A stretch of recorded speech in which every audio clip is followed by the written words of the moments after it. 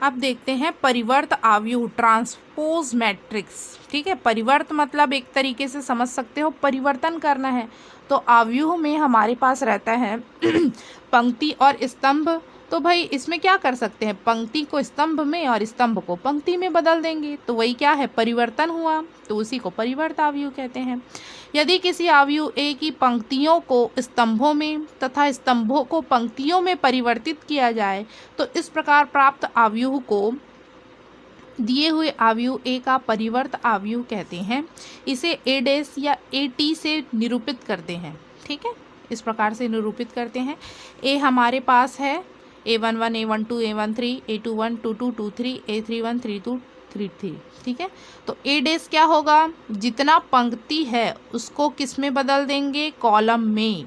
ठीक है, तो A11 A12 A13 है तो उसको कॉलम में बदल दो, A11 A12 A13। दूसरा पंक्ति को दूसरे कॉलम में, ठीक, तीसरे पंक्ति को तीसरे कॉलम में, बन गया परिवर्त आव्यूह। ठीक है, एक एग्जाम्पल है हमारे पास 1 2 3 4 5 6, जितना पंक्ति उसको कॉलम में बदल दो, ए डैश बराबर आएगा 1 2 3 इस प्रकार हो जाएगा, 4 5 फिर सेकेंड कॉलम में आ जाएगा। ठीक, 2 क्रॉस 3 था वो 3 क्रॉस 2 मैट्रिक्स में बदल गया। ठीक है, कुछ कुछ गुण हैं इसमें, नोट करने वाली बातें हैं।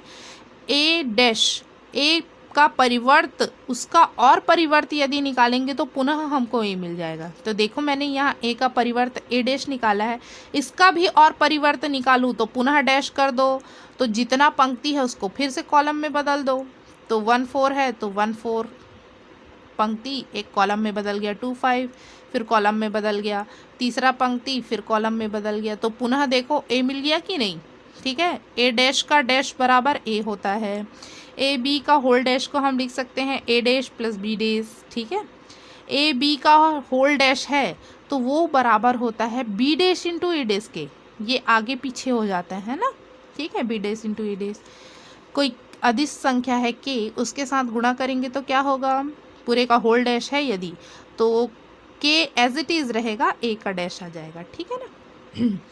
अब देखते हैं कुछ आव्यूह दिया है। सममित आव्यूह किसे कहेंगे, सिमेट्रिक मैट्रिक्स। एक वर्ग आव्यूह सममित कहलाता है यदि ए डैश बराबर ए हो। ए का यदि परिवर्तन भी करते हैं रो को कॉलम में तो भी क्या आता है, ए ही मिलेगा। तो देखते हैं इसको, A1 3 3 2।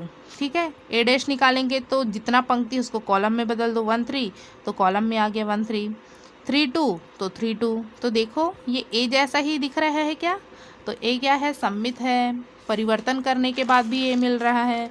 विषम सममित क्या होगा, यदि एक वर्ग आव्यूह ए विषम सममित कहलाता है, ए डैश बराबर माइनस ए मिले। ठीक है ना, ए बराबर ये संख्या है हमारे पास, ए डैश निकालो तो 0 1 -1 इधर आ जाएगा, और ये -1 0 1 -1 0 1 इधर कॉलम में, ये पंक्ति इधर कॉलम में आ गया। ए डैश बराबर, यदि इसमें से मैं माइनस कॉमन निकाल लूँ तो माइनस, जहाँ जहाँ माइनस है वहाँ वहाँ प्लस हो जाएगा, जहाँ जहाँ प्लस है वहाँ माइनस, तो माइनस बाहर निकाली, ये प्लस हो गया, ये माइनस हो जाएगा, ये माइनस हो गया, ये 0 ये प्लस हो जाएगा। ठीक है, तो ये देखो ए जैसा दिख रहा है, ठीक, तो माइनस ए आ गया, ये विषम सममित आव्यूह है। ठीक है, नोट करने वाली बातें हैं, यदि ए एक वर्ग आव्यूह हो तो 1/2 ए प्लस ए डैश सममित आव्यूह होगा। यदि कोई आव्यूह दे दिया है ए और मैं उसका ए डैश के साथ जोड़ दूं और 2 से भाग दे दूं तो वो सममित आव्यूह बन जाएगा, जो आव्यूह प्राप्त होगा।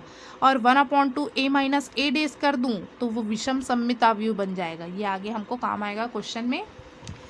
नेक्स्ट है समसम आव्यूह, आइडम्पोटेंट मैट्रिक्स। एक वर्ग आइडम्पोटेंट मैट्रिक्स, एक वर्ग आव्यूह ए समसम आव्यूह कहलाता है यदि सम संख्या होना चाहिए, ए का वर्ग बराबर ए मिलना चाहिए। हमको समझ सकते हो सम क्या है, 2 है ना सम संख्या, ऐसा याद रखने के लिए।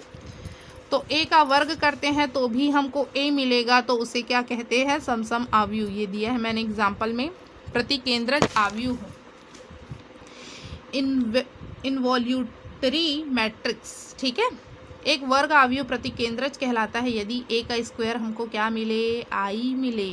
आई क्या होता है सभी को पता है, तत्समक आव्यूह।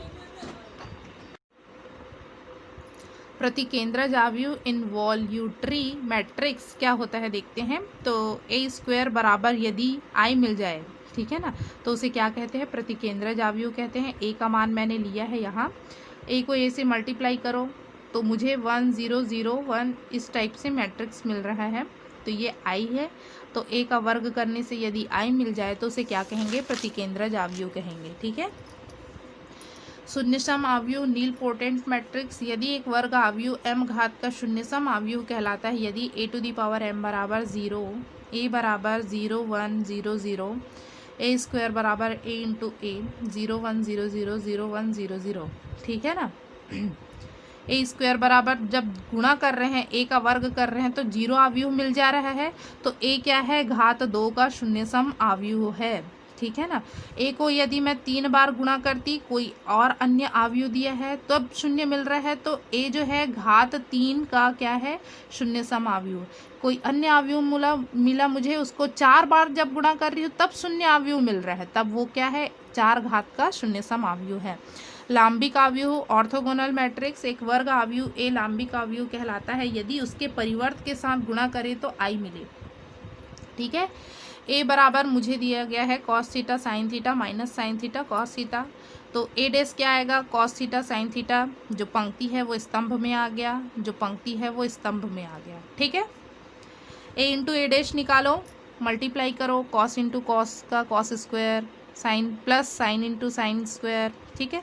नेक्स्ट कॉलम में आ जाते हैं, minus cos theta sine theta plus sine theta cos theta, ठीक है। एक कॉलम हो गया, नीचे वाला पंक्ति में और नीचे वाला में आ जाते हैं, minus sign theta cos theta plus sine theta cos theta, ये हो गया। नेक्स्ट कॉलम में आ जाते हैं, माइनस माइनस प्लस हो गया, sine square theta plus cos square theta, आई मिल गया इंटू इट डेस, तो ये क्या है, लांबिक आव्यूह है।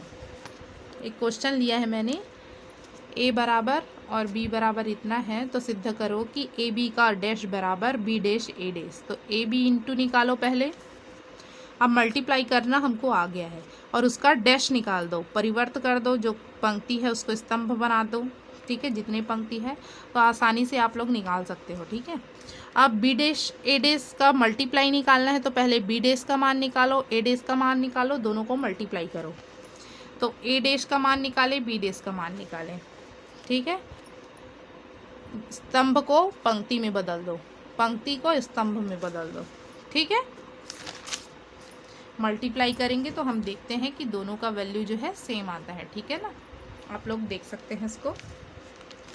एक आव्यूह ए को सममित और विषम सममित आव्यूह के योग के रूप में लिखना है। मैंने बताया था जब विषम सममित और सममित बताया था तो कि a plus A dash upon 2 निकालेंगे तो वो क्या बन जाएगा, सममित बन जाएगा कोई आव्यूह, और a minus A dash upon 2 निकालेंगे तो वो विषम सममित बन जाएगा, और दोनों का योग के रूप में लिखना है a को, तो इसको हल यदि करेंगे तो पुनः a मिलेगा। देखो यहाँ पर a plus A dash plus a minus A dash, लघुत्तम 2 आएगा, 2 लिख दिए, a से ए डैश कट जाएगा, प्लस माइनस 2a अपॉन 2 आएगा, तो 2 से 2 कैंसिल, पुनः हमको a मिल गया, तो a को मैं इस रूप में लिख सकती हूँ, ठीक है।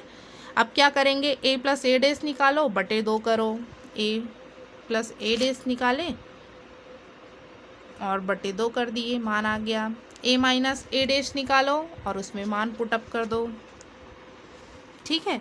तो a के बराबर में a प्लस ए डैश का मान अपॉन 2 का मान और a माइनस ए डैश का मान पुट कर दो, तो इस रूप में लिख दिए हम, ठीक है। बहुत ही ईजी है, आप लोग आसानी से समझ सकते हैं।